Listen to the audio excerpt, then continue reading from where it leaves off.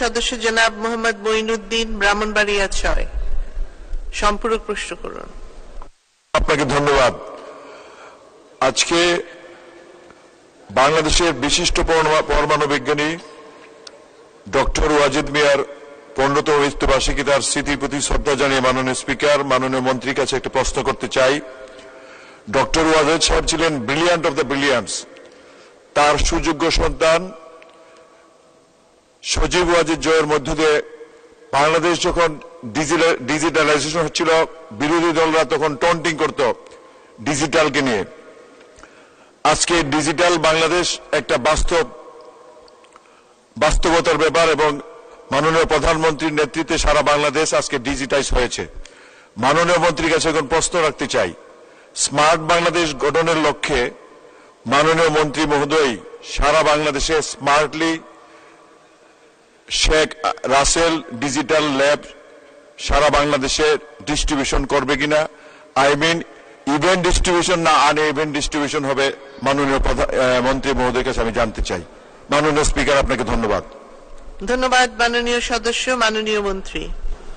ধন্যবাদ মাননীয় স্পিকার।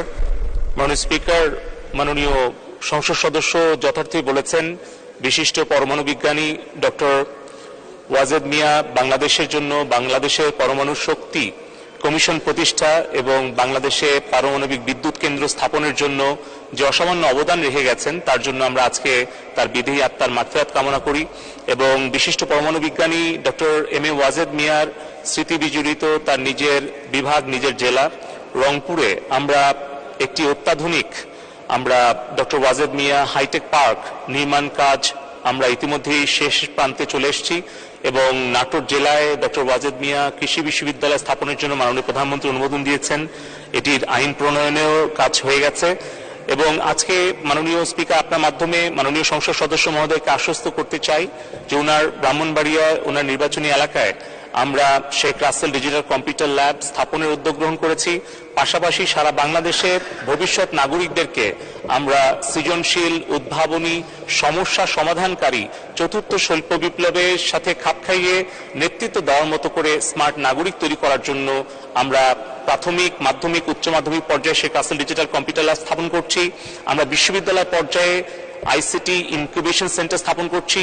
আমরা জেলা পর্যায়ে Sheikh Kamal IT training and incubation centre স্থাপন করছি এবং বিভাগ পর্যায়ে আমরা হাইটেক পার্ক নির্মাণ করছি। এভাবে কিন্তু আমরা আসলে একটি উদ্ভাবনী জাতি এবং জ্ঞানভিত্তিক অর্থনীতির দিকে এগিয়ে যাচ্ছি এবং আমার বিশ্বাস যে মাননীয় প্রধানমন্ত্রী জননেত্রী শেখ হাসিনার নেতৃত্বে আমরা দ্রুতই স্মার্ট বাংলাদেশ বিনির্মাণের পথে এগিয়ে যেতে পারবো। ধন্যবাদ মাননীয় স্পিকার। ধন্যবাদ মাননীয় মন্ত্রী।